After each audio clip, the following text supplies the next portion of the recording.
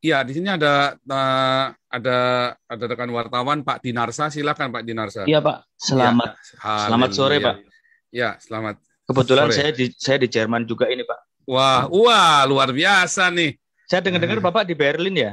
Kapan-kapan ngopi lah di Boleh, dekat boleh. Brandon Cuman situ. mungkin kalau sudah tenang, Pak, karena memang saya sekarang jadi harus hati-hati sekali supaya saya jangan membuat khawatir sahabat-sahabat saya. Kalau saya sih udah.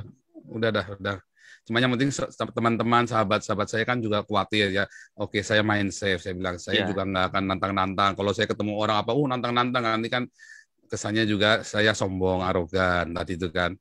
Nah, ini masih live, saya dibilang arogan, Pak, saya nge-live begini, Pak. Padahal enggak, kalau iya, saya iya, iya. nge-live, kalau saya sembunyi nanti dibilang kabur. Serba salah kan? Hmm. Sembunyi dibilang kabur. Iya, Saya iya, iya nongol Pak. bilang arogan. Enggak, saya Saya, enggak mau kabur eh, juga, saya mau tanggung jawab, gitu loh. iya, begini Pak. Posisi saya mau menempatkan posisi saya ya Pak ya. Saya kan sebagai wartawan, saya nggak punya hak untuk berpendapat atau apapun. Tugas saya ke Bapak hanya sekedar bertanya. Maksudnya tolong dipahami dulu duduknya seperti apa, posisi saya seperti apa, posisi Bapak Siap. seperti apa. Jadi seperti itu Pak. Untuk urusan yang segala macam, bahkan saya pun diam ketika Bapak bilang wartawan mau framing apa segala macam. Terus backfire-nya ke kita, ke jurnalis, ke wartawan. Ya itu sudah resiko profesi kami. Oke, itu saya pahami sebagai resiko profesi. Jadi ya udahlah nggak masalah. Sama juga Bapak juga mengalami masalah di framing, merasa di framing apa segala macam, ya itu masalah kita masing-masing, ya Pak Iya, ya. Jadi iya, kita betul. kita jalan dari sini ya Pak ya. Oke, jadi saya sekarang mau sebenarnya sebelumnya mau nanya dulu, gimana kabarnya Pak? Sehat Pak? Luar biasa, Pak. Luar biasa, Pak. Hmm. Sehat. Gimana kalau secara mental sehat juga masih Pak? Kalau menurut saya sehat, Pak. Iya, iya, iya, iya. Karena kan ini kan sudah dibully oleh orang seluruh Indonesia dan orang seluruh dunia, bukan dibully ya, maksudnya sedang jadi perbincangan hangat seperti itu Bapak. Dan sudah ditetapkan statusnya sebagai tersangka juga oleh Iya. Polri dan sudah dikirim red notice oleh Polri ke Interpol juga gitu. Ya sebagai sesama manusia saya memahami kalau dalam posisi itu nggak mudah gitu Pak, memikul beban mental seperti itu gitu Pak. Bapak sendiri ngerasa takut nggak sih Pak? Posisi saat ini gimana sih Pak? Nggak tahu, Pak. Saya malah nggak tahu yang saya rasakan. Cuman pokoknya biasa aja, saya pokoknya jalanin hidup seperti biasa. Ya pagi, malam tadi saya barusan ke tempat yayasan yang saya biasa kerja juga. Ya kan, Hmm. saya juga pergi Oh Bapak, ke Bapak ketemu kerja orang. juga di sini ya Pak ya? Kerja Ya, juga di sini. mm-mm. Oh, Berlin bener Pak ya? Ya di sebuah kota. Somewhere, Iya, iya. someplace ya. Jadi teman-teman nanti soalnya pada khawatir kemarin yang teman-teman yang di Turingen sama yang di Oke, wilayah Bremen oke, teriak sama oke, saya semua kan. oke, oke. Mereka nggak tahu nggak apa. Terus jadi pesan berantai begitu kan. Ini ke siapa siapa, terus sampai ke Hmm, saya. Terus jawabannya hmm, pokoknya kasar gitulah.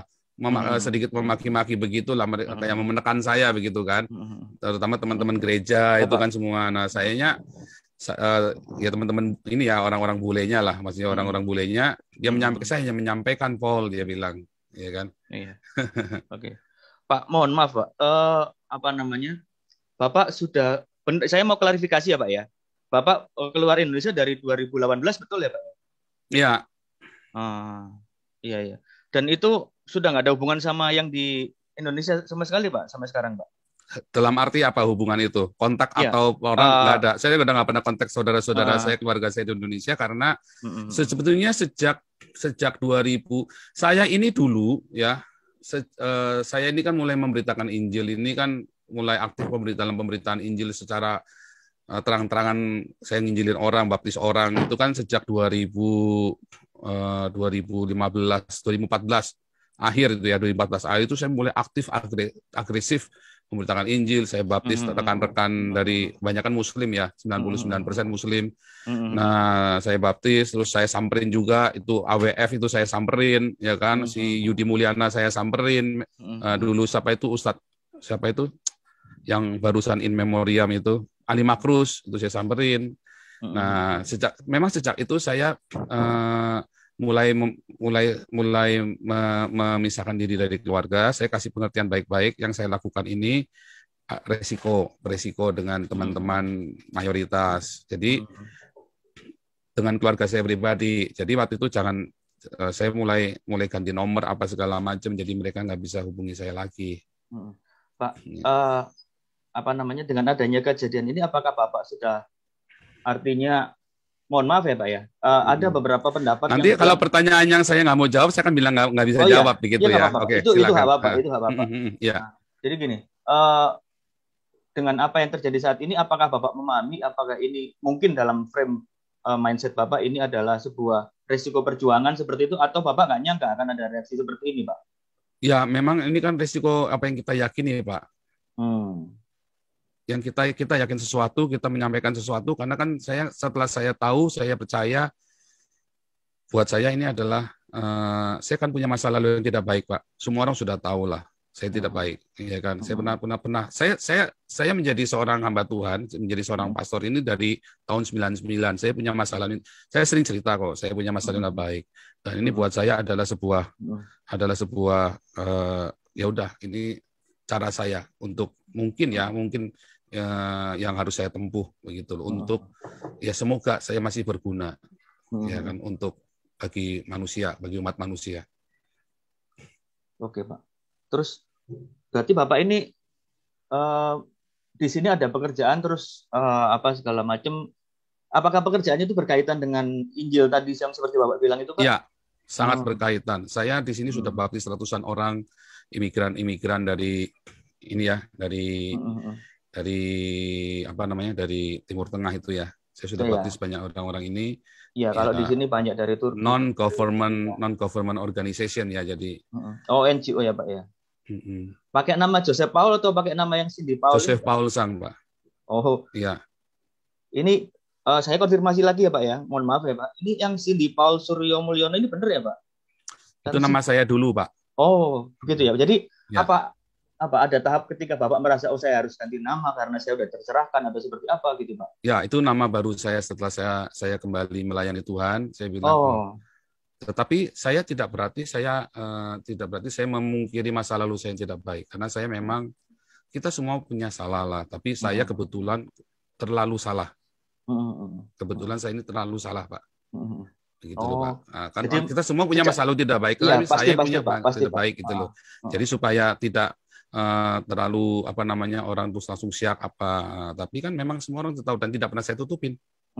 Tidak pernah saya tutupi, kan ada semua itu kan gampang, tinggal browsing internet, siapa saya kan ketemu semua kan. Saya itu nggak pernah nutupin identitas Bapak saya. Bapak merasa harus ganti nama itu sejak kapan, Pak? Dan kenapa kok milih nama yang itu, Pak? Apa ada makna khusus? Sejak 2000, saya tuh pakai 2016 akhir. Buku saya yang di buku saya itu ya, buku saya yang berapa ya itu ya, yang pertama apa yang kedua ya, saya udah mulai ganti nama. Yang pertama ya, saya nulis buku itu saya udah pakai itu ya, sejak itu. Oke Pak. Bapak kan saya juga mengikuti beritanya, pemberitaan Bapak di tanah air seperti apa ya Pak. Bapak bilang sudah menanggalkan status sebagai WNI, betul seperti itu Pak? Iya kan, kalau saya sudah tidak niat pulang kan saya harus menanggalkan. Nah, tadi sudah saya jelaskan di depan. Iya. Prosedurnya di Eropa ini prosedurnya itu ada berbagai cara untuk menempuh prosedur supaya legal. Dan saya legal di sini, Pak. Iya, Bapak, maaf. Berarti belum warga negara Jerman juga. Masalah ya, legalitasnya semua saya nggak bisa jawab karena nanti saya salah saya kan ada lawyer, Pak. Jadi saya nggak boleh jawab yang berkaitan dengan masalah kewarganegaraan, saya ada lawyer. Nah, tapi masalah kasus saya pribadi saya jawab, nggak apa-apa, nggak masalah. Tapi untuk masalah legalitas apa segala macam, mengapa saya bisa dapat itu apa segala macam, mengapa saya bisa legal, saya nggak boleh jawab, Pak. Karena nanti orang-orang ikut-ikut caranya begitu, dia masuk Eropa berduyun-duyun, Pak. Cara-cara itu adalah harus benar-benar tahu. Kalau nggak tahu cara itu nggak bisa aja pokoknya. Mohon maaf. Dan itu saya bisa dipersalahkan kalau saya cerita-cerita caranya bagaimana, gitu loh, Pak. Okay. Berarti sekarang gimana statusnya Bapak ini? Ya pokoknya statusnya saya melepaskan warga negara Indonesia dan saya di bawah Jerman atau gimana? Di bawah hukum Eropa sekarang. Enggak dong, enggak stateless dong. Jadi kan namanya harus ada warga negara. Mungkin itu di stop dulu, Pak. Karena itu nanti biar dari lawyer, Pak. Karena itu nggak boleh saya ngomong itu. Saya sudah dikasih tahu nggak boleh jawab semua yang tentang kewarganegaraan, kecuali pokoknya saya hanya kasih tahu ada banyak cara untuk tinggal di Eropa dengan legal, tetapi cara-cara itu tidak banyak orang yang tahu. Intinya begitu. Dan tidak ada di internet juga soalnya. Jadi itu hanya tahu kalau kita ketemu lawyer di sini, kita baru ngerti, caranya begitu. Dan itu pun lawyernya lawyernya di tertentu. sini berarti ya Pak ya? Iya dong. Kita ada lawyer juga kan di sini. Iya. Dan saya nggak boleh kasih tahu negara bagian mana. Itu kan luas kan. Jerman itu kan luas, Eropa ini kan luas semua. Jadi saya juga nggak boleh bilang membawa-bawa state sesuatu, saya nggak boleh Pak. Jadi nanti saya dipersalahkan. Ya, itu nggak boleh bawa-bawa state-nya, nggak boleh. Tadi kemarin yang memframing saya Jerman kan bukan saya kan. Ya kan? Makanya saya selalu bilang Uni Eropa karena nanti saya dipersalahkan Pak. Enggak, karena ini Pak, karena saya kan juga dapat konfirmasi dari KBRI Pak, bahwa memang Bapak terdaftar sempat masuk ke Jerman seperti itu. Jadi iya, betul. Tapi kemudian bukan saya yang ngomong, tapi loh ya, maksudnya janjian bukan saya yang ngomong ya. Perkataan Jerman itu bukan dari saya karena supaya jangan nanti saya dipersalahkan oleh lawyer saya bahwa itu kata-kata saya. Saya tidak pernah berkata itu Jerman karena nanti saya dipersalahkan. Tapi kalau yang ada di TV-TV itu segala macam dan pernyataan dari teman-teman itu ya memang kan sudah ada terang-terangan di depan mereka, ketemu mereka, ya masa saya mau menyangkal kan nggak bisa juga. Iya Pak. Ya kan begitu Pak. Iya. Ya. Terus ini Pak, Bapak selama ini isu-isu ini meluap, menjalani hidup seperti apa Pak? Biasa-biasa aja, santai saja, atau ada kekhawatiran? Yang ribet itu teman-teman dari gereja Pak, karena gereja kan cuci tangan dan nggak apa-apa. Memang itu kan saya tidak mewakili gereja. Nah, terus gereja di Indonesia ya Pak ya? Ya, marah dengan saya, termasuk gereja-gereja Indonesia di Eropa. Ya. Mereka marah dengan saya, marah sekali, bukan cuma marah sekali dengan saya. Tapi saya kan berhak melakukan apa yang saya yakini.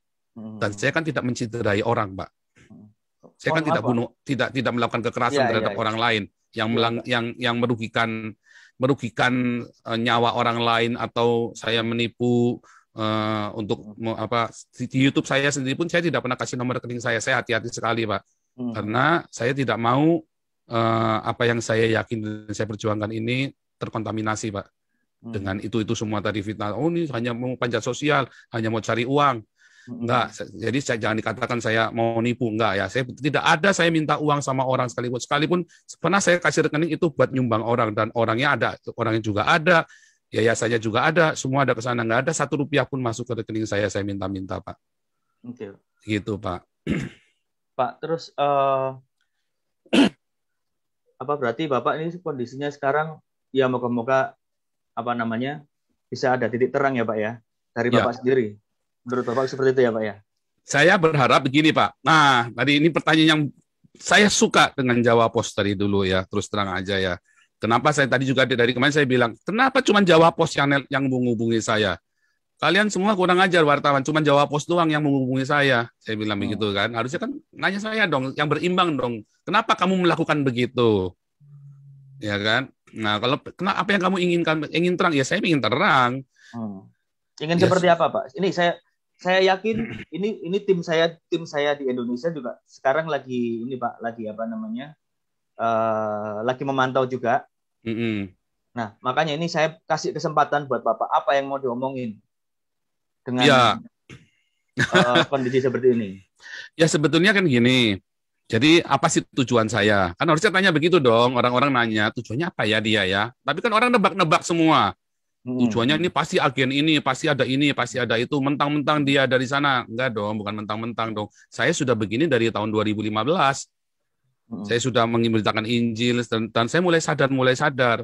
Ya kan, mulai banyak dibukakan, mulai berani. 2017 saya sudah mulai, orang-orang sudah mulai ancam saya juga. 2017, Amil Al-Qadri, Mualaf Center, semua sudah mau bunuh saya.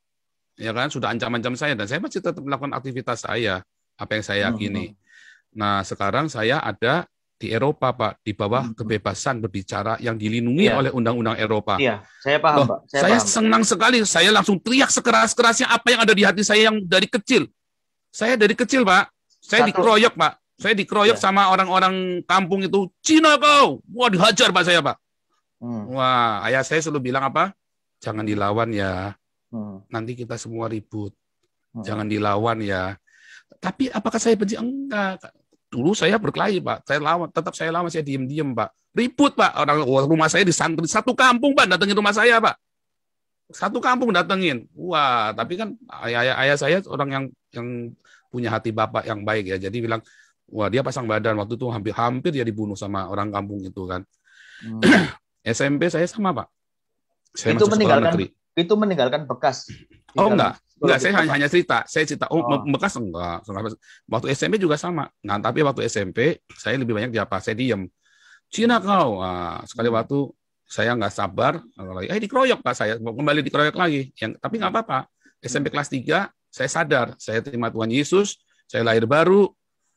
Terus saya mulai ngerti, mereka begitu karena mereka punya kemarahan juga. Wah, benar juga. Jadi saya yang harus injili mereka. Saya injili mereka. Beberapa saya bawa ke Tuhan Yesus, Pak.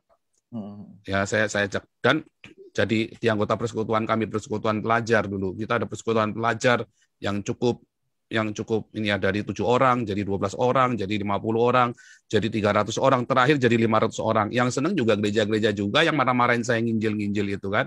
Saya dulu penginjilan di jalan dari SMP, Pak. Di jalan maksudnya seperti apa, Pak? Door to door di jalan gitu? saya teriak-teriak, bertobatlah di terminal bis, Pak. Saya gitu, teriak, Pak? Iya, masuk. Wah, mau digamparin orang tuh, Pak. Cuma kan dulu saya masih lugu, nggak ngerti gimana cara menginjil kan. Saya teriak, saya bagi traktat di jalan-jalan di terminal-terminal, saya bagi bawa-bawa makanan, bawa macam-macam lah yang kita bisa lah. Kita urunan anak-anak pelajar ini. Sampai orang tuanya keberatan, wah saya sampai dimusuhin segala macam sama gereja, Pak, sama gereja. Sama gereja yang musuhin. Nah, tapi akhirnya komunitas kami jadi 500 orang, dan 500 orang ini yang kemudian masuk ke gereja-gereja itu. Nah, ya, jadi gereja yang senang kan akhirnya kan. Nah, kan gereja juga yang senang akhirnya, walaupun dia marah-marah ngomel-ngomelin saya setengah mati. Senangnya di mananya, Pak? Ya kan jemaatnya tambah banyak. Oh, iya. Jemaatnya tambah banyak, nah, itu aja kan. Nah, tapi kan saya nggak urusan mau sampai senang, yang penting mereka datang kepada Tuhan Yesus. Itu urusan gerejanya. Kalau dia mau cari duit, ya urusan dia sama Tuhan. Kalau dia benar-benar mau mengembalakan jemaatnya dengan baik, itu urusan dia sama Tuhan. Saya kan nggak boleh menghakimi. Cuman intinya mereka yang dulu ngomel-ngomelin saya senang juga, akhirnya juga kan. Nah, nerima limpahannya saya kan, limpahan jemaat itu kan. Saya sendiri kan tidak mendirikan jemaat apapun, ya kan. Nah, terus apakah itu membekas? Enggak, saya suka cita sekali, Pak. Saya orang-orang yang dulu musuhin saya, ada yang beberapa yang saya baptis loh, Pak, yang dulu berkelahi sama saya segala macam. Apakah itu membekas? Ya, enggak dong, enggak membekas. Cuman masalahnya begini, Pak. Saya baru tahu korbannya nggak cuma saya. Saya pikir saya gara-gara saya dulu bukan orang kaya kan. Saya kan orang miskin dulu kan. Sekarang mungkin udah kaya berarti, Pak ya? Ya bukan, maksudnya gini. Saya kaya di dalam Tuhan Yesus. Artinya yang setiap saya butuh Tuhan sediakan. Saya memang hari ini nggak punya tabungan yang luar biasa ya. Tapi setiap kali saya butuh, saya doa sama Tuhan Yesus. Termasuk biaya saya, biaya berangkat kemari pun, semua saya nggak pernah satu peser pun saya nggak pernah minta sama orang, ya. Semua tuh tiba-tiba Tuhan kasih. Saya berdoa tiba-tiba nggak tahu, ini tante baru kenal ya, ada tante tua ya, udah 60-an itu ya. Tiba-tiba kamu katanya saya dengar kamu ini ya lagi penginjilan. Oh iya, dikasih uang saya persis nilainya tiketnya itu persis. Jadi saya nggak pernah minta-minta uang, saya nggak pernah pamer-pamer nomor rekening saya di luaran, Pak. Apakah saya marah? Balik lagi, saya kecewa dengan gereja? Enggak juga, saya juga nggak marah sama gereja. Itu kan kita semua punya tugas tanggung jawab sendiri-sendiri. Kan saya bilang, saya nggak hidup dari perpuluhan, saya jadi nggak ada masalah. Kalau gereja tidak suka dengan saya, PGI nggak suka sama saya, ya nggak apa-apa, suka-suka. Oh, begitu pendeta palsu, ya suka-suka dia. Sama saya ngaku Nabi 26. Saya kan juga nggak maksa Bapak percaya saya kan. Apa saya pernah maksa Pak Dinarsa, kalau tidak percaya sama saya Nabi ke-26, saya taruh parang di lehermu. Kan enggak kan? Nggak boleh saya begitu. Mau percaya syukur, nggak percaya sudah. Saya ini pendeta, Anda percaya syukur, nggak percaya sudah. Tapi saya lebih senang dipanggil pastor, karena sertifikat saya tulisannya pastor, Pak, bukan pendeta, Pak. Gitu. Oke, Pak. Pertanyaan selanjutnya, Pak. Ya, saya memahami jalan hidup Bapak sebagai Bapak bilang tadi penginjil apa segala macam, dan harus mengabarkan apa yang menurut keyakinan Bapak betul, benar gitu, Pak ya.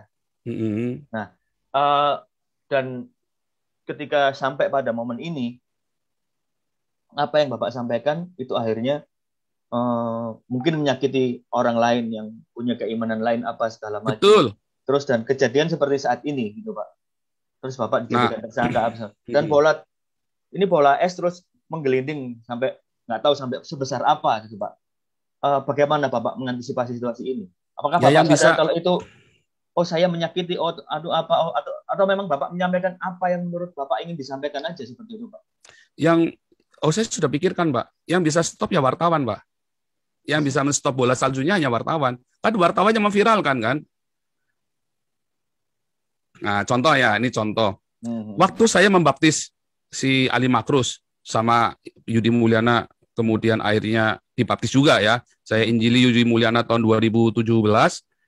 Terus tiba-tiba dia marah-marah sama saya kan. Terus tiba-tiba saya kaget Yudi Mulyana dibaptis. Misalnya begitu kan. Tapi kan para mualaf-mualaf itu kan nuduhnya saya yang membaptis. Saya lagi di sini, gimana saya cara baptisnya Yudi Mulyana kan? Ya tapi intinya saya bersyukur. Pokoknya mau apapun Yudi Mulyana sama Ali Makrus, ustadz dua ustadz ini kan nyatanya kembali kepada Tuhan Yesus. Yang memviralkan siapa? Apa saya? Bukan kan? Yang memviralkan orang Islam sendiri kan, orang-orang Muslim sendiri kan. Nah, waktu saya ngomong kemarin, ya kan, banyak yang YouTubers yang ratusan ribu, ya kan, Refli Harun, Rudi Kamri, Denny Cokro, Denny Siregar. Apa saya yang memviralkan? Bukan. Mereka yang memviralkan saya, Pak. Bapak belum ya, tapi kayak Detikcom kemarin. Saya bersyukur ya, saya terima kasih buat Jawapos, Detikcom. Saya nggak nulis, Pak, karena saya belum ya, dapat. Terima kasih. Saya respect dan saya dari dulu memang suka baca Jawapos, Pak, karena memang dari dulu saya bilang ini orang-orang Jawapos ini memang objektif, jadi hati-hati. Dan mudah-mudahan kali ini pun objektif juga ya, nanti waktu nulisnya pun. Nah, kayak Detikcom, dia tulis hati-hati dan malah menghubungi saya, Tirto juga menghubungi saya. Artinya kalau memang mau memberitakan, jangan cuma diberitakan satu yang potong, yang kagak ngerti, orang-orang kagak ngerti apa-apa, terus Menkominfo bilang blokir itu akunnya Joseph Panguruzang. Sekarang saya harus mengaku, memang sudah diblokir, bagaimana? Bagaimana orang mau tahu kebenaran dong akunnya diblokir sama kalian? Kalian cuma potong sepotong, saya bilang Nabi ke-26 bla bla bla. Ya kan? Terus yang lainnya ada apa di sebelum dan sesudahnya? Yang bikin ulas siapa yang motong itu? Wartawan. Bukan Jawapos ya. Bukan Jawapos. Ya, saya udah paham kok, Pak. Nah, itulah masalahnya, Pak. Jadi yang bisa menghentikan bola salju ini hanya wartawan. Karena bolanya kan ada di wartawan kemarin kan, bukan di saya. Tapi Bapak merasa nggak, kalau dari Bapak sendiri ya, ini tanpa keterlibatan dari pihak luar, wartawan atau segala macam. Kalau ini keluar akan menyakiti pihak lain, merasa nggak ada sedikit? Kenapa harus sakit hati, Pak? Dengan yang saya ucapkan. Pertanyaannya, mengapa harus sakit hati? Siapa yang sakit hati? Menteri Agama kah? Berarti Menteri Agama kadar keimanannya kurang sekali. Wah, cetek banget kalau Gus Yakut itu bilang sakit hati. Kalau Ketua MUI bilang sakit hati, wah kalian tuh cetek banget iman kalian itu. Tuhan Yesus disakiti, dihina, nggak pernah sakit hati. Haleluya, itulah Tuhan yang saya sembah, Pak. Nggak pernah dia menyakiti. Wah, tapi kan nggak menyakiti. Oh, Tuhan Yesus bilang terkutuklah orang Farisi. Ya kan? Paulus bilang, hei ular beludak. Oh, dia tunjuk, Pak. Yohanes Pembaptis, dia tunjuk mukanya Herodes. Ditunjuk, Pak. Kita itu boleh menyuarakan yang kita nggak benar. Yang kita nggak boleh adalah kita bunuh orang, atau kita bacok orang, atau kita ancam orang. Yang kita nggak boleh, Pak. Di dalam kekristenan yang saya pelajari, ajaran yang jalan Tuhan yang saya pelajari, kita boleh mengkritik. Roma 13 ayat 1, kita nggak boleh kita memberontak sama pemerintah. Ajak demo yuk, pemerintah di demo. Nggak boleh, Pak. Menghasut itu nggak boleh. Tetapi ketika saya melakukan kritik sosial, itu boleh, Pak. Diizinkan di dalam Alkitab saya, Pak. Oke, Pak. Itu namanya suara kenabian. Nah, balik lagi. Pertanyaannya, loh kalau umat kan belum dewasa. Menteri mungkin nggak sakit hati, Ketua MUI nggak sakit hati, Ketua PBNU Robikun nggak sakit hati. Tapi kan umat, nah berarti kan kalian gagal mendidik umat kalian untuk dewasa. 70 tahun, lebih dari 70 tahun Indonesia merdeka. Oh, bukan merdeka, Indonesia tidak pernah merdeka. Indonesia itu didirikan tahun 1945. Jadi tidak pernah dijajah. Saya ralat ya, Indonesia tidak pernah dijajah. Jadi Indonesia tahun 1945 berdiri. Sejak berdirinya Indonesia sampai hari ini lebih dari 70 tahun. Umat masih sakit hati urusannya agama. Waduh, orang lain sudah pada pergi ke bulan, ke Mars, kalian masih ngurusin sakit hati. Berarti ada yang salah pendidikan agama di Indonesia. Makanya Pancasila, saya kagum dengan Soekarno. Dia tidak bilang keagamaan, tapi ketuhanan. Karena Soekarno sudah melihat jauh ke depan apa yang akan terjadi bangsa ini. Musuh kamu itu orang kamu sendiri. Nah itu loh Pak yang saya sekarang ini saya suarakan. Oh, jadi emang saya cuma mengkritik Islam saja? Enggak loh Pak, saya mengkritik gereja habis-habisan loh Pak. Saya dicaci maki sama gereja PGI pun bilang saya ini kan, orang nggak jelas kan. Jadi nggak cuma Bapak saja, nggak cuma nggak cuma Gus Yakut dan Ketua MUI saja, PGI pun bilang saya orang nggak jelas, Pak. Oke, Pak. Bapak kan gitu, tadi bilang Pak. Nggak mungkin mengajak untuk memberontak ke pemerintah dalam tanda kutip ya, Pak ya, ngajak demo apa segala macam. Nggak boleh. Dan sekarang sikapnya pemerintah adalah mentersangkakan Bapak. Ini sikap pemerintah loh, Pak, melalui Polri ya, Pak ya. Karena kan memang ada pasalnya di Indonesia, jadi nggak salah dong pemerintah. Boleh ya, Pak ya? Ya. Nah, ini kan sikap pemerintah melalui Polri mentersangkakan Bapak dengan pasal-pasal ya yang kita semua udah tahu seperti apa, penistaan dan segala macam. Terus ada yang menuntut Bapak untuk meminta maaf lah segala macam seperti itu. Sikap Bapak seperti apa, Pak? Apakah akan minta maaf terus akan menghubungi pemerintah atau seperti apa? Ini berkaitan dengan omongan Bapak tadi loh, Pak. Jawaban saya seperti Abdul Somad, Pak. Apakah saya harus meminta maaf untuk sebuah kebenaran yang saya yakini? Abdul Somad kan juga jawab yang sama, Pak. Pertanyaannya, harusnya tadi balik lagi. Pemerintah melakukan saya, itu kewajiban pemerintah, Pak. Itu kewajiban Polri untuk mengeluarkan menerima laporan undang-undang penistaan agama. Karena undang-undangnya kan ada penistaan agama. Dan omongan seperti saya kalau di Indonesia memang disebut menista. Sama seperti Yahya Waloni, Abdul Somad, Tengku Zulkarnain, Haikal Hasan, sama dengan Habib Rizik, sama dengan Stephen Indra Wibowo, Irina Handono, Hani Christian, sama Pak Moko Ginta almarhum, sama Pak yang saya omongkan, YouTubers lain banyak yang lebih ngeri dari saya, Pak. Mereka semua berkeliaran. Ya kan? Jadi undang-undang penistaan agama ini buat siapa? Buat kami minoritas atau buat kita semua? Kemarin Pak Jenderal Junius Tobing dia cerita kuliah kebangsaan, ya kan? Beliau yang kasih judul sendiri, ya kan? Siapakah kita? Karena di Indonesia sekarang ada kami dan kita, Pak. Siapakah kami, siapakah kita? Oh, berarti kalau bukan kami, outsider, kamu bukan kami. Wah, ini bahaya sekali. Itulah perpecahan, Pak, orang-orang yang bikin kami itu. Itulah yang namanya anti Pancasila. Saya Pancasila sejati, Pak. Lihat ya, YouTuber semana di Indonesia, sekalipun Denny Siregar, yang bikin kuliah Pancasila tiap seminggu sekali. Cuman saya, Pak, tak tongkrongin, dapat duit nggak? Enggak, Pak. Kira enak kuliah Pancasila. Pak, mohon maaf ya, Pak. Tapi kenapa Bapak melepaskan warga negara Indonesia kalau Bapak mengaku Pancasilais? Kalau saya tidak lepaskan, saya ditangkap dong, Pak, dipulangin. Gimana, Bapak?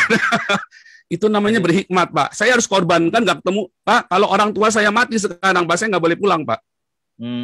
Bukankah itu pengorbanan saya, Pak? Sekalipun mungkin Indonesia akan memaafkan saya, ya kan? Udahlah diampuni hukumnya. Tetapi saya, sekalipun orang tua saya meninggal, saya kan nggak bisa pulang. Begitu saya pulang, selesai semua. Sekalipun pemerintah pun bisa memaafkan, belum tentu orang Islam yang cetek-cetek ini ilmunya bisa memaafkan saya, toh. Nah, jadi justru itu pertanyaan saya, Pak, kepada saya menggugat Indonesia dan Pancasila. Iya dong, Pak. Iya. Seperti apa, Pak? Saya dari kecil PMP, ya, PSBB, sejarah diajarin lagi, bolak-balik diajarin lagi, sampai kuliah diajarin lagi, sampai sekarang Pak Jenderal Junius Tobing masih ngajarin Pancasila. 6 jam tuh, Pak, kalau kita bercerita Pancasila di YouTube saya, Pak. 4 minimum 3,5 jam. Sampai 6 jam. Tak tongkrongin, Pak. Saya pengen tahu. Akhirnya saya bilang sama Pak Junius, Pak Jenderal, ini cuma retorika. Nyatanya kan nggak ada yang begini, Pak Jenderal. Nggak ada. Ini semua retorika doang. Mana ada Pancasila di Indonesia? Eropa lebih Pancasila daripada Indonesia. Maksud Bapak, ya kan? Seperti apa, Pak? Ketuhanan yang Maha Esa. Apa di Eropa pernah ada Bapak dengar persekusi agama di sini? Justru orang-orang yang dipersekusi agama larinya ke sini. Orang-orang dari Timur Tengah, Muslim semua, apa di sini dilakukan anarkis? Hampir tidak ada. 1-2 itu oknum yang benar-benar sedikit sekali. Ada, Pak, di Hanau. Wah, itu sedikit sekali, Pak. Tapi ada pemantiknya apa? Pemantiknya apa? Kejadian di itu di Hanau yang orang mati, orang contoh gitu kan? Bapak tahu? Itu kan? ada pemantiknya, Pak. Gimana, Pak? Coba diceritakan, Pak. Iya, itu kan pemantiknya, ceritanya kan kemarin di mana itu kemarin di Kolen. Makanya orang-orang mulai ada Islamofobia. Walaupun di Eropa ini kita diajarin, saya lihat anak saya sekolah ya, dididik begitu ya. Saya lihat kurikulumnya diajarin untuk nggak ada anti sama agama lain. Kalau di Indonesia diajarinya apa kemarin?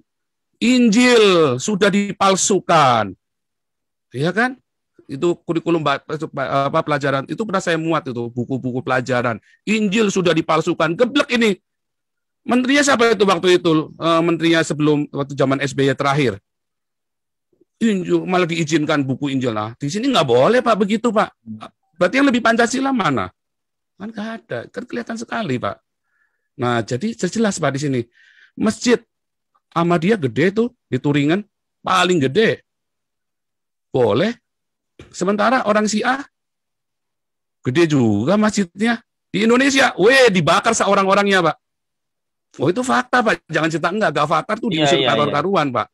Jadi lebih Pancasila mana? Lebih Pancasila Eropa Pak daripada Indonesia Pak. Iya kan? Jadi kalau kemanusiaan yang adil dan beradab, kemanusiaan yang adil dan beradab. Kita semua imigran, jangan tanya Pak, Bapak tahu sendiri imigran. Saya kan pelayanan imigran, Bapak kan juga ada di Jerman, ya kan? Di Jerman juga paling banyak imigran, ada sekitar 11 juta itu. Sekarang saya nanya, imigran di Jerman sepatunya Nike semua, Adidas semua Pak. Iya, betul Pak. Coba manajer di Indonesia mau beli Nike ngeden Pak. Manajer loh Pak, manajer bank Pak mau beli Nike ngeden Pak. Aduh. Kalau itu nama ngeden Pak. Dimanusiakan sekali Pak orang-orang ini Pak, dikasih rumah, dikasih pengobatan gratis, anaknya di sekolahin sampai kuliah gratis Pak. Tahu, itu Pak, kan kemanusiaan yang adil dan beradab Pak. Dimanusiakan, orang ini imigran hidup dari pajaknya orang Eropa. Ya kan? Persatuan. Wah, orang Eropa ini bersatu sekali, Pak. Waduh, mereka bangga sekali, Pak, dengan Eropa, Pak. Ya kan, mereka boleh keliling dunia, tetapi mereka bersatu, Pak, di sini, Pak. Mereka ribut, Pak, debat di Senat tuh kemarin, kan. Tapi mereka bisa kumpul-kumpul, bisa akur-akur. Di sini ada banyak sekali orang-orang ada banyak sekali denominasi. Mereka ribut debat doktrin, Pak. Wah, sampai pecah gereja.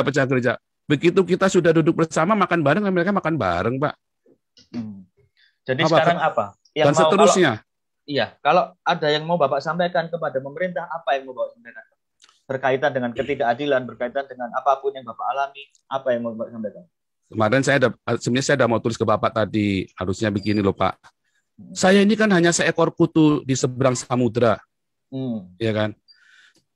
Tapi ada balok-balok di depannya Mabes Polri itu loh Pak, di depan gerbangnya Mabes Polri itu balok-baloknya itu ya Waloni, Abdul Somad, Tengku Zulkarnain, Haikal Hasan dan selanjutnya.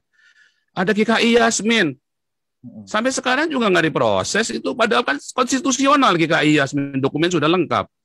Gus Yakut sudah 1 bulan, sudah hampir 6 bulan Pak. Gus Yakut menjabat jadi Menteri Agama. GKI Yasmin tetap aja ditutup. Gereja-gereja kemarin GPDI sama yang di Jombang itu tetap aja ditutup Pak. Nah, jadi ada apa yang salah ketika saya ngomong hal seperti ini? Lalu saya salahnya di mana? Nggak ada dong Pak.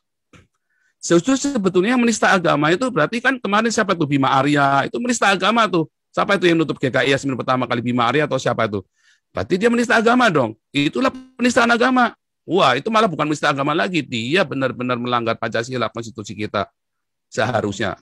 Sorry, bukan kita lagi dong ya, bukan punya saya juga soalnya. Cuman kenapa saya tetap masih ngajarin Pancasila, minta Pak Junior Jenderal. Saya bilang loh, kalau Pak Jenderal keluar dari sini, wah selesai Pak Jenderal, nggak ada kuliah Pancasila, nggak ada yang berani. Cuman Pak Jenderal Junior Tobing aja yang berani teriak-teriak ngajarin Pancasila, ngomel-ngomelin orang-orang itu. Kenapa kita tetap? Karena Pancasila itu, saya kan belajar filosofi segala macam, saya belajar semua Pak. Ternyata Pancasila itu mengerikan. Pancasila itu ada sesuatu yang indah sekali. Wah, Indonesia itu bersyukur punya Pancasila, tapi bukan Pancasila yang piagam Jakarta. Pancasila yang benar, yang punyanya Soekarno. Yang diajarin sama Pak Jenderal Tobing itu. Wah, sudah diajar panjang lebar, nanti kan panjang lebar. Intinya Pancasila yang benar, bukan Pancasila yang piagam Jakarta. Nah, itu masalahnya kan nggak dipraktekkan, itu cuma retorika doang. Jadi salah saya di mana? Ketika saya berkata, mengkritisi, dan menganggap diri saya Nabi, dan saya meluruskan ajaran Nabi sebelum saya. Nggak salah dong, itu kan tafsir saya, bebas saya. Kalau saya salah, Gus Yakut, ayo debat sama saya. Gus Yakut, Menteri Agama ya Pak? Iya dong, katanya dia kan paling topnya dong ilmu agamanya. Ayo debat sama saya kalau bilang Muhammad nggak salah. Iya dong. Iya Pak. Maaf, saya nggak bilang oh menyakiti dong, menyakiti lagi enggak dong. Justru kita bilang yang saya ngomong kan sebuah realita, ya kan? Kita ngomong, makanya saya harus ke sini dulu, terus saya ngomong Pak, teriak Pak. Jadi Bapak untuk ngomong dengan lebih lapang harus keluar dulu gitu ya Pak ya?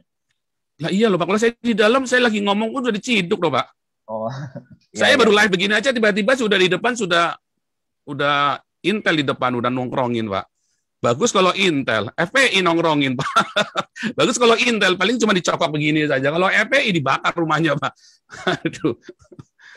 Loh, itu kan fakta kan kemarin yang dicokok-cokok itu yang di internet online, teman-teman yang dicokok sama FPI itu digebukin dulu. Daud Ali, Saifuddin Ibrahim, banyak Pak orang Kristen dimasuk-masukin Omega Suparno malah dibunuh. Jadi saya garis bawahi ya Pak ya. Jadi permintaan Bapak pertama adalah mau menantang Gus Yakut diskusi ini Pak. Benar ya Pak? Ya? Iya Pak. Menantang Gus Yakut diskusi tentang keagamaan gitu Pak? Iya Pak. Atau tentang keislaman atau tentang apa Pak? Kalau saya kan bukan Islam Pak. Kalau tentang keislaman saya salah dong Pak. Oh, saya kan bukan Islam kecuali saya pernah belajar di Stein. Tetapi kita cerita itu keagamaan dong yang universal. Enggak, soalnya ada orang juga yang bilang kenapa kok dia bukan Islam tapi kok mengaku Nabi ke-26 itu kan sudah masuk ranahnya Islam. Nah, betul. Nah, itu tadi pertanyaannya. Tadi saya boleh-boleh saja mau ngaku Nabi 26, 27, 28, 29, suka-suka saya kan. Semua orang kan boleh ngaku jadi Nabi. Emang ada larangan dilarang menjadi Nabi? Kayaknya belum ada undang-undang dilarang menjadi Nabi di seluruh dunia deh, Pak.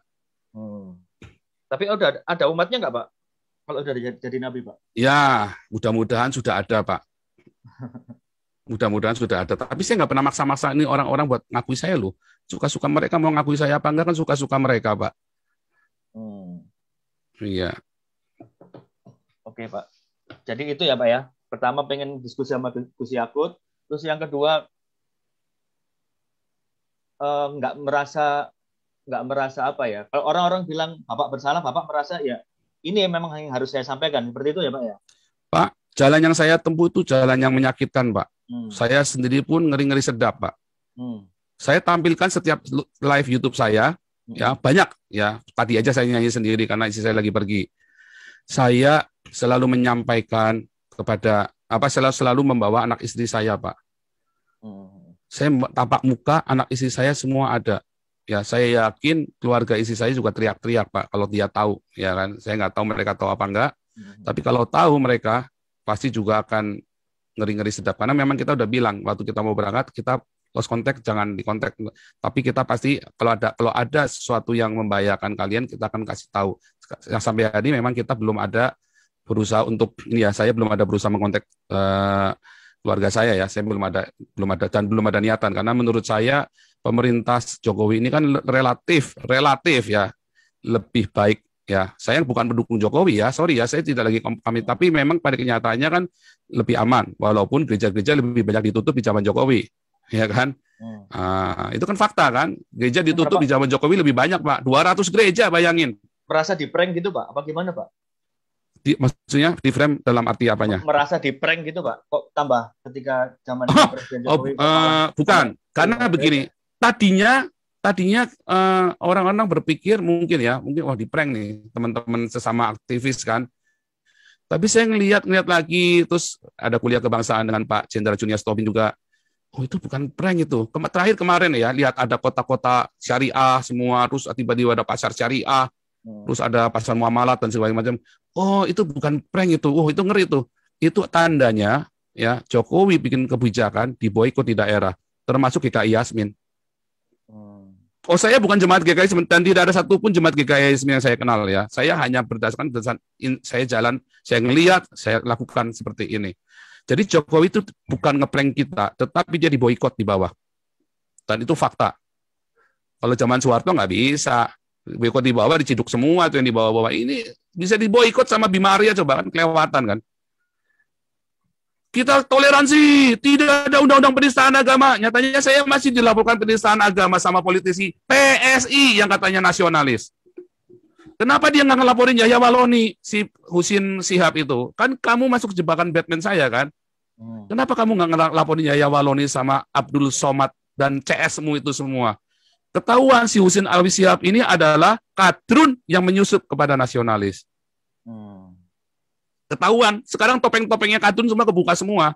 Ya kan? Siapa-siapa yang kadrun kelihatan semua. Nah, Pak, Anda masuk jebakan saya. Dengan keadaan itu Bapak ngerasa sakit hati nggak sih? Dengan Indonesia secara umum, Bapak, yang Bapak tadi cerita dari kecil diberlakukan, dipanggil Cina, apa segala macam. Orang tua Bapak tadi bilang hampir dibunuh, apa segala. Bapak merasa sakit hati dengan Indonesia nggak, Pak? Saya tidak pernah sakit hati dengan Indonesia, Pak. Sampai hari ini saya masih mencintai Indonesia. Terus apa yang menurut Bapak salah dari Indonesia, Pak? Dengan sikap Bapak ini?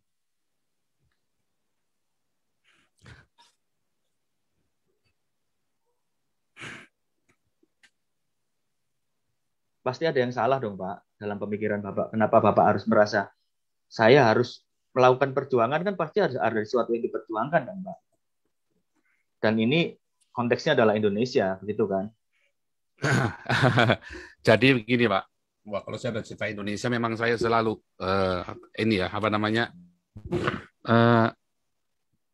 Jadi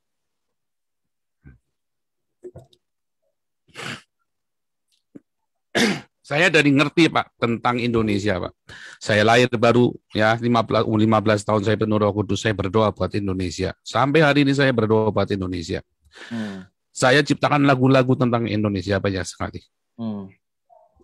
Tetapi memang Indonesia sedang dirusak oleh sebuah ideologi yang sangat rusak, ideologi yang sangat busuk, ideologi khilafah. Dan itu mereka masuk menghujam sekali, ngerusak anak bangsa, masuk ke sekolah, ya, memaksa orang pakai jilbab, memaksa orang untuk mengikuti syariahnya mereka, dan semua perda-perda syariah yang lain. Oh, itu sudah jelas, Pak. Dan itu akan merusak. Saya jamin Indonesia akan rusak. Dan saya melihat Indonesia yang saya cintai ini, ya, yang saya cintai itu membuat banyak sekali korban yang dikorbanin justru anak-anaknya. Ibu Pertiwi ini yang mengorbankan anak-anaknya, Pak. Bapak tahu yang namanya harimau tidak akan makan anaknya. Ibu Pertiwi ini makan anaknya, Pak. Jadi Bapak merasa dimakan sama harimau ini, Pak? Oh, bukan cuma saya, Pak. Banyak sekali, Pak. Korban yang dianggap PKI berapa banyak? Yang di PKI kan 3 juta, Pak. Apa Bapak ada ini, Pak? Ada cerita dari keluarga gitu, Pak? Ada kaitannya tentang PKI itu, Pak? Saya tidak punya keluarga yang tersangkut PKI karena nenek moyang saya dulu dari Partai Komintang yang lari dari Partai Komunis. Jadi jelas keluarga saya penentang komunis. Karena nenek moyang saya dulu anti dengan Partai Komunis dan dikejar-kejar, Pak. Makanya pindah ke Indonesia. Nggak ke Taiwan ya, Pak? Kan ada yang kemana-mana, Pak.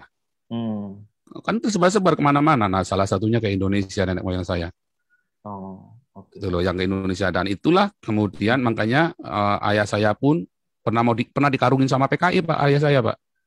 Digebukin maksudnya, dikarungin itu digebukin karena memang ayah saya bilang saya juga salah. Bilang kenapa? Dasar PKI lu, dia bilang begitu kan, dikarungin bener sama orang PKI, digebukin, Pak.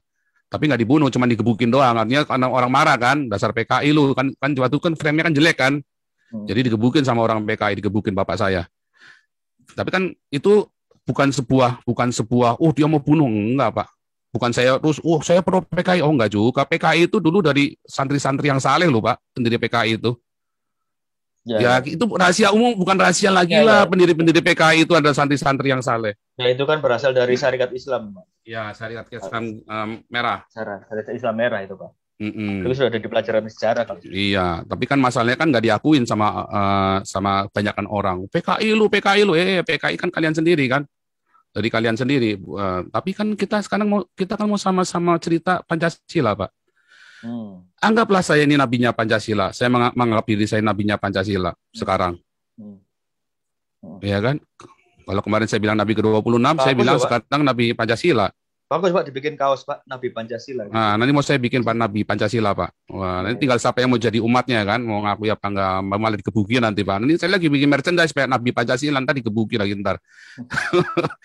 Nah, kenapa?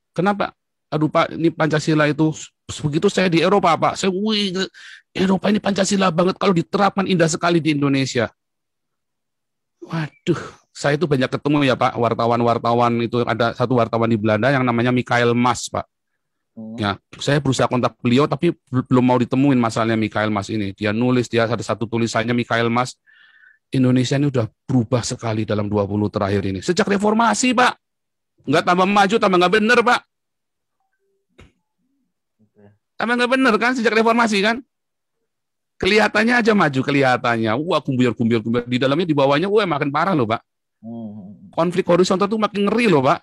Sejak reformasi itu, Pak. Kenapa? Karena ada yang mau menggoyang Pancasila. Ya siapa? Ideologi khilafah ini. Dan sekarang menampakkan diri semuanya. Kan saya kan hanya memberikan satu umpan. Contohnya siapa, Pak, yang orang-orang kan kalau ini ada ideologi besar bertahan di Indonesia kan nggak mungkin kalau nggak ada yang endorse, nggak ada yang support kan nggak mungkin, Pak. Kalau menurut Bapak siapa sih, Pak, yang endorse? Lah itulah yang teriak-teriak khilafah yang kemarin undang Zakir Naik itulah. Siapa itu yang kemarin teriak-teriak khilafah itu? Loh nyatanya kan yang teriak-teriak khilafah nggak ada yang dipenjara kan? Yang PKI dibunuh, yang teriak-teriak khilafah nggak ada yang dipenjara satupun. Felix Xiao, HTI itu, ya kan? Panitianya Zakir Naik. Wah, itu kan bilang harus Islam. Wah, itu bahaya sekali tuh kalau bilang pemimpin harus Islam. Wah, itu melanggar Pancasila, Pak. Nggak ada, Pak, itu di UUD 45 pemimpin harus Islam. Ya kan? Dan Zakir Naik bilang pemimpin harus Islam kan? Kemarin di statement kan? Oh, itu kan sudah viral kemana-mana. Itu kan tujuannya buat goyang Ahok. JK pun mengakui kan? Bahwa dia sengaja mendatangkan Zakir Naik. Nah, so kita ngerti kan siapa orang-orang khilafah ini. Apa yang Bapak alami ini kok seperti dejavu ya, Pak ya? Seperti kejadian Ahok. Ada yang bilang kayak gitu, Pak. Ketika Ahok ini kan apa? Wah, Ahok itu orang hebat, Pak. Saya nggak sebanding, Pak. Saya ini penjahat, Pak. Bekas penjahat, Pak. Ahok itu orang, wah, levelnya dia di atas saya, Pak. Jauh, Pak.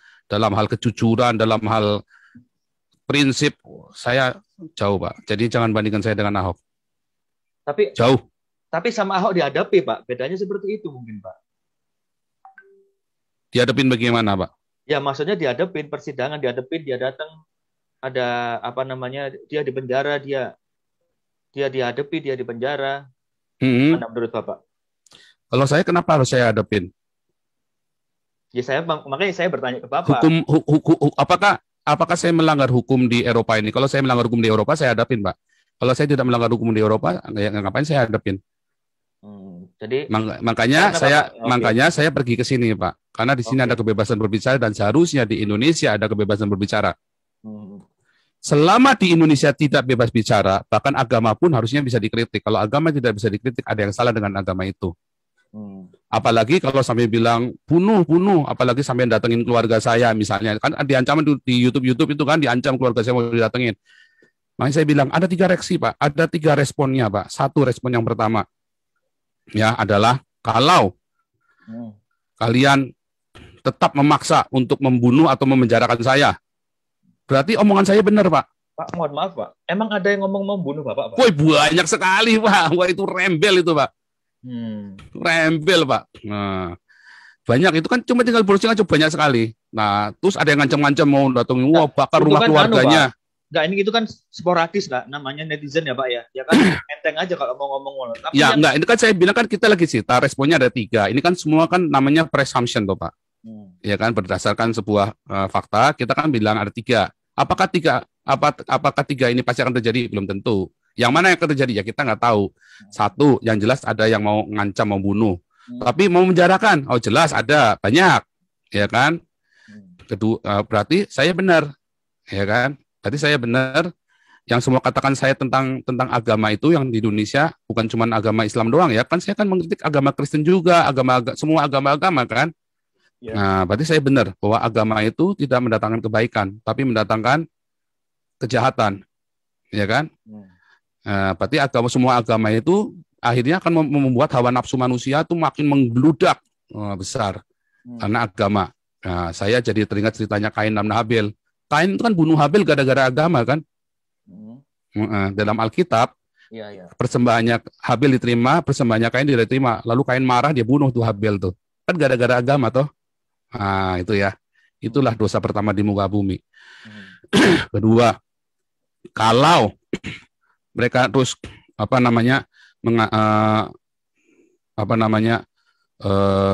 mengancam keluarga saya, ya, dan bahkan melakukannya, bukan cuma mengancam, melakukannya. Ancaman, Pak, kalau di Eropa udah termasuk teror loh, Pak. Emang sudah ada Pak ancaman itu Pak? Wih, banyak sekali Pak.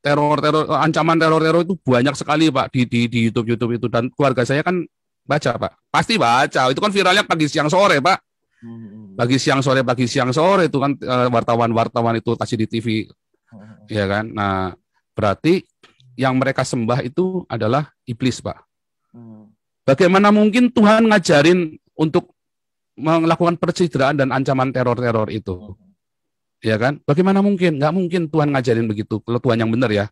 Kalau Tuhan saya nggak ngajarin begitu, Pak. Nah, teror-teror, bunuh apa, wah, tapi kan itu rakyat. Nah, berarti ulamanya salah ngajarin.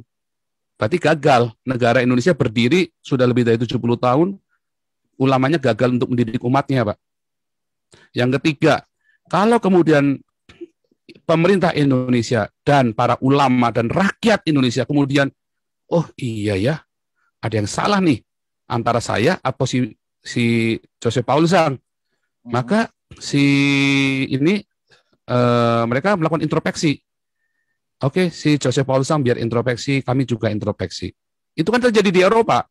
Paus dihujat, Yesus ditelanjangin sama si Charlie Hebdo. Apakah terus demo, wah, bunuh sekarang juga, bunuh si Charlie sekarang juga? Nggak ada. Kalau di Indonesia langsung bunuh si Ahok sekarang juga, bunuh si Paul sekarang juga.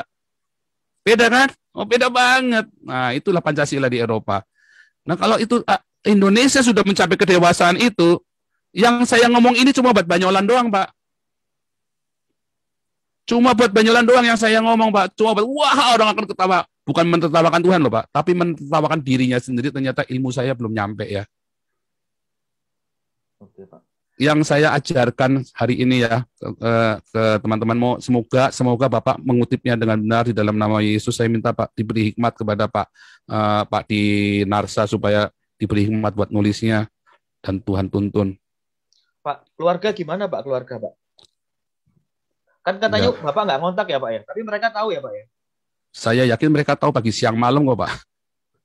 Tapi saya tutup Pak, saya tutup komunikasi supaya jangan disangkut-sangkutkan juga, supaya juga mereka juga, makanya saya nge-live Pak tiap hari supaya mereka tahu kondisinya saya Pak. Makanya kan waktu live saya ngasih kabar. Mereka pasti tahu YouTube saya Pak, mereka pasti tahu saya viral sekali. Jadi Pak. Ini belakangan. Salah satu cara buat Bapak ngasih kabar ke keluarga ya Pak ya? Iya. Oke, saya masih baik-baik aja gitu ya Pak ya? Iya, dan saya juga meminta maaf kepada keluarga saya kalau saya membuat Anda khawatir dan takut.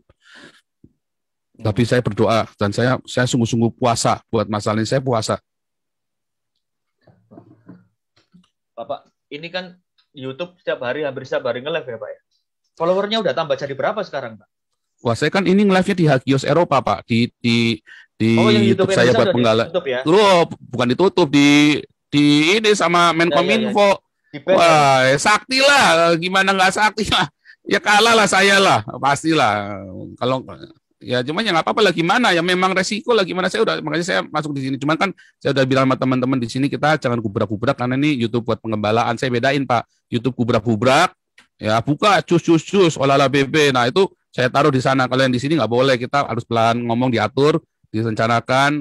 Teman-teman jangan ada ini itu Pak. Jadi saya bedain sebetulnya. Makanya di sini saya ya terpaksa saya live di sini. Nah untuk ini juga doa fajar jam 5 pagi juga ada di sini.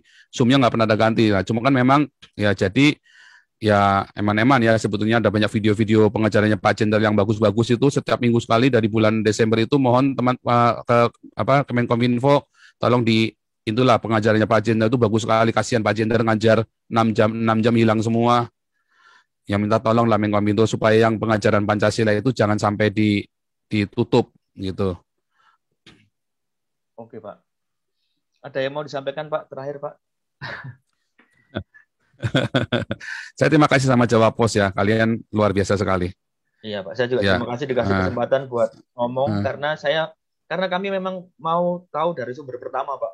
Karena ini saya udah berusaha untuk ngontak Bapak dan ya dapat kesempatan ini saya. Ya kan saya di spam Pak, email saya di spam, makanya email Bapak baru kejawab itu kurang setelah 2 hari kalau nggak salah ya Pak ya. Atau 1 hari atau 2 telat itu saya jawabnya itu, karena di spam Pak banyak sekali Pak. Oke. Nah itu sebenarnya yang rugi siapa? Ini kan semua orang jadi rugi. Nah cuman pesan saya itu Pak, saya bukannya nggak berpikir bahwa ini akan banyak menyakiti orang lain. Tetapi kadang-kadang rasa sakit itu adalah obat buat menyembuhkan luka, Pak. Jadi Bapak sekarang ini kayak semacam nyuntik vaksin gitu, Pak. Disuntik dulu kan sakit baru nanti sembuh gitu, Pak. Saya nggak berani bilang begitu, tapi mungkin ya saya sendiri kan juga introspeksi, Pak. Bisa jadi saya memang salah, bisa jadi saya salah, Pak. Karena makanya saya selalu berdoa, saya bilang sama teman-teman, doakan saya supaya murni. Karena bisa jadi kan ternyata itu adalah dari kemarahan. Bisa nggak? Bisa loh, Pak. Bisa yang saya ungkapkan selama ini. Bisa jadi ternyata ada masa lalu saya belum sembuh. Oh, bisa banget. Tetapi saya berusaha untuk murni. Saya terus tiap malam saya ngerengkel loh, Pak. Apa kira saya ini orang terpelajar, Pak. Terus saya ngomong kata-kata yang begitu kasar, begitu menohok. Wah, Bapak kira saya nggak merasa.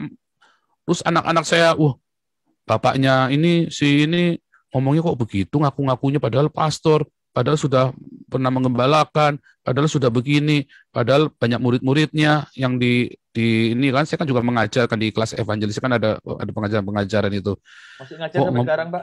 Masih, Pak. Saya kan ngajar di SOM, Pak. Saya saya masih ngajar di kelas-kelas ada evangelis, kelas apologetik, kelas apostolik, Bible Training Center lah. Saya lagi merintis STT di sini. Semacam STT gitu. Cuman ini kan ribet lah pokoknya.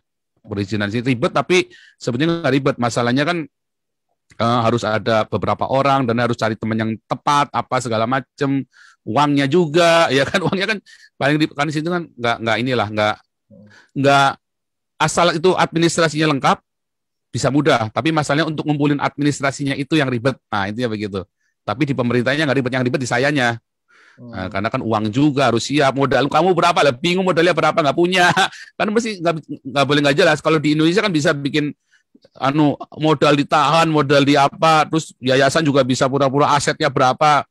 Kalau di sini kan nggak boleh begitu, Pak, bisa masuk penjara kalau di sini. Oh, kenapa nggak Bapak bikin, Bapak sama NGO kan sekarang, kenapa nggak bikin di kantornya NGO aja, Pak? Itu makanya sedang kan saya kan lagi meeting terus ini, Pak. Karena teman-teman ada yang nggak setuju dengan satu pembahasan, tapi saya tetap kekeh karena kan ya bukan masalah dogma, tapi karena kan kita kan kumpul di teman-teman kita ini berbagai macam denominasi gereja aliran. Nah, bagaimana yang satu maunya kita alirannya ini. Nah, saya bilang enggak, kita semua mau oikumene. Karena kita oikumene. Jadi ada satu misalnya contoh nih Pak, bahasa roh. Nah, saya bilang, saya dari gereja karismatik, saya berbahasa roh, tapi saya nggak bilang nggak boleh diajarin, saya nggak mau. Karena itu bukan bagian dari sesuatu yang universal. Kebenaran yang universal yang diakui oleh denominasi lain. Makanya saya nggak mau ajarkan. Nah, tapi yang lain otot misalnya. Jadi materi lah, lebih banyak ke materi. Nah, kalau materi itu belum deal, maka kita nggak bisa jalan, Pak. Karena bisa tiba-tiba ribut kan. Bisa tiba-tiba nggak deal, kita udah jalan, tiba-tiba nggak deal, ribut lagi. Kita mesti bubarkan yayasannya lagi. Jadi ini masih tadinya saya pikir gampang, ternyata ribet gitu loh. Tadinya saya pikir paling 2-3 bulan selesai, nggak taunya meetingnya aja ini nggak kelar-kelar. Gitu Pak. Dan nanti saya lanjutkan tadi ya masalah itu. Jadi saya bukannya tidak memungkinkan bahwa mungkin saya memang salah. Tetapi sampai dengan detik ini saya harus melakukan ini. Saya merasa saya harus melakukan ini. Walaupun hati saya ketar-ketir, walaupun hati saya miris. Selama berapa bulan? Coba lihat begitu tiba-tiba saya berubah kan. Kenapa tiba-tiba berubah? Karena harus makin keras. Kalau saya bicara bisik-bisik, apa didengar sampai seviral ini, Pak? Coba PGI ngomong, ayo mengasihi, ayo toleransi. Apa pernah didengar nggak? Nggak pernah tahu didengar kan? Toleransi, bukan tambah toleransi, tambah bacok-bacokan kan? Kalau saya kan jelas, cuder, langsung viral. Lalu kan ditanya, mengapa? Lalu saya jawab. Kalau sampai pesan ini nggak nyampe, wah, ya kiranya Tuhan Yesus memberkati kalian. Tapi saya berdoa, saya puasa loh Pak. Saya ngelakuin ini, artinya saya sampai puasa, Pak. Puasanya bukan puasa, maaf ya, bukan mindahin jam biologis, Pak. Kami tuh kalau puasa 24 jam makan cuma sekali doang, Pak.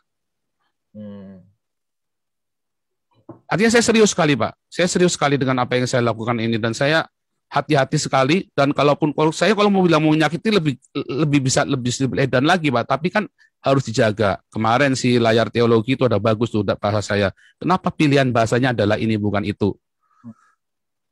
Kenapa coba Pak? Ya kan dipilih dong. kan ada bahasa-bahasa orang nantang gelut, orang nantang kelahi sama orang bahasa-bahasa harus dibedain gitu loh Pak. Ya enggak, kan kemarin Bapak bahasanya juga bagi sebagian orang juga nantang gelut juga kan Pak? Nah, itu dia. Saya juga heran. Nah, kalau beberapa orang ngomong apa aja, saya kan apologet Pak. Saya menjawab tuduhannya orang Muslim terhadap Alkitab orang Kristen. Lihat di YouTube itu banyak ngawur-ngawur. Stephen Indra, Ani Kristian, ya ngaku-ngaku pendeta, ngaku-ngaku Romo, Bangun Samudra, ya para penipu-penipu ini kan, Ustadz Kaimana, terus siapa lagi? Ada satu lagi tuh Ustadz Kaimana, Bangun Samudra, ngaku-ngaku S3 segala macam, Irena Handono, ya kan? Itu harus saya jawab dong Pak. Ketika saya menjawab, saya pasti akan menyakiti dong Pak. Misalnya nih, kalian berkata, orang-orang Muslim berkata, Yesus tidak mati di salib. Saya bilang, siapa bilang? Muhammad yang bilang. Oh, Muhammad. Saya bilang, saya jawabnya apa coba? Yang benar Alkitab saya atau Alkitabnya orang Islam? Kitab sucinya orang Islam. Maka saya kan harus jawab dengan tegas kan? Kalau di Indonesia, muter-muter Pak. Nah, kalau saya milih jeder. Sama kan Pak? Kalau muter-muter, terus orang Islam mau dengar nggak yang kita ngomong? Nggak mau lah Pak, ditutup kupingnya lah Pak. Kafir. Ketika saya ngomong jeder, kaget mereka. Viralkan punya saya. Lalu mereka baca semua tulisan saya. Namanya orang baca, dia baca. Dia nangkep nggak yang saya baca? Yang saya maksudkan? Dari 1000, 10 nangkep Pak. Puji Tuhan Pak. Tapi kalau saya ngomong-ngomong alur gitu nggak diviralkan, ngomong sama 100 orang, 200 orang nggak ngerti Pak. Oke. Ya Pak, saya udah nangkap semua maksudnya Bapak. Halo? Iya Pak. Ya. Ya sudah paham semua maksudnya Bapak sih. Maksudnya sudah menangkap semua maksudnya Bapak seperti apa, udah jelas tadi Bapak ngomong apa aja. Dan tadi ya semua pertanyaan saya sudah terjawab lah. Kecuali ada beberapa hal yang belum dan Bapak nggak bersedia menjawab, misalnya tentang keluarga negara. Ya, khusus masalah state itu saya nggak boleh Pak. Memang nggak boleh karena nanti saya buka semuanya, nanti saya dimarahin. Karena ini sekarang ini kan banyak orang berusaha masuk ke Eropa Pak. Orang-orang tanya sama saya pun saya nggak jawab, pribadi pun saya nggak jawab Pak. Privat pun saya nggak jawab karena nanti sampai saya salah ngomong, saya kena masalah Pak. Di masalah state itu saya benar-benar hati-hati. Makanya tadi saya ada sempat yang saya tegur, saya cuma menjelaskan sampai sini saja, selanjutnya tidak akan saya jawab lagi. Karena lebih dari itu nanti saya salah Pak. Tapi Bapak di Jerman ya Pak ya? Enggak, saya cuma mau menggaris bawah itu aja Pak. Pokoknya saya ada di Uni Eropa Pak. Nanti kalau saya nyebut satu negara, saya juga salah Pak. Saya nggak boleh pokoknya. Pokoknya saya nggak boleh sebut apa-apa. Nanti menjadi masalah. Lawyer saya juga sudah wanti-wanti sama saya. Oke. Oke, kalau gitu Pak, terima kasih banyak. Ini saya sudah di host. Bapak nanti kalau sudah reda ya. Kita kapan-kapan ketemu Pak. Kita ngopi bareng nanti Pak. Baik Pak. Ya ini kan mengonfirmasi juga kalau Bapak ternyata tinggal dekat sama saya. Tanpa Bapak. Cuma nanti kalau sudah reda Pak. Soalnya kalau belum reda kan nanti aduh takutnya nanti orang-orang marah sama saya karena itu tadi yang saya bilang kan teman-teman itu semua dari mulut ke mulut, terus teman-teman saya yang bule-bule negur saya, negur ngasih tahu. Dia bilang, Paul, ini saya hanya menyampaikan ini teman-teman ya jangan marah gitu. Ya nggak marah lah. Iya. Ya kan bisa di Alexanderplatz atau di Tiergarten Pak, enak. Iya bisa. Bisa. Iya, oke Pak, kalau gitu Pak. Terima kasih banyak buat waktunya Pak. Nanti kalau ada saya pertanyaan lagi, saya langsung email aja Pak ya, gitu ya Pak. Iya Pak. Kalau nggak keberatan, saya boleh minta kontaknya yang lebih gampang gitu Pak. Boleh Pak, nanti saya kasih nomor WhatsApp saya Pak. Oke, siap. Terima kasih banyak Pak buat waktunya. Terima kasih sekali Pak Dinasa. Nah, kalau saya kasih nomor WhatsApp jangan disebar-sebarkan ke teman-teman wartawan lain Pak. Atau kepada pemerintah juga jangan Pak. Jadi maksudnya nanti semua saya ngaku siapa. Nah, kalau jelas. Jadi orangnya harus direct ke saya kasih. Kalau enggak nanti saya kasih siapa ya? Karena udah terlalu gila Pak. Itu nomor saya udah dikemana-manain. Saya sampai nggak bisa seleksi lagi Pak. Oke. Baik Pak. Ya. Ya oke. Yang lainnya kayaknya udah. Oke Pak. Kita biasanya kalau live sampai malam Pak, sampai subuh Pak. Iya ini. Iya, iya. Ini baterainya. Tapi nggak apa-apa. Ya, terima kasih sekali buat Jawa Pos Pak Dinarsa. Luar biasa sekali teman-teman. Luar biasa sekali. Terima kasih buat bantuan Jawa Pos ya untuk menyampaikan aspirasi saya. Oke, Pak. Ya, Pak, terima kasih banyak, Pak. semoga wartawan yang lain meneladani apa yang dilakukan oleh Pak Dinarsa Jawa Pos ini. Ya, terima kasih banyak, Pak, buat waktunya. Selamat sore. Selamat sore. Ya, ya, bisa. Ya. Terima kasih banyak, Pak. Terima kasih, Pak. Luar biasa sekali, Tuhan Yesus memberkati Pak Dinarsa.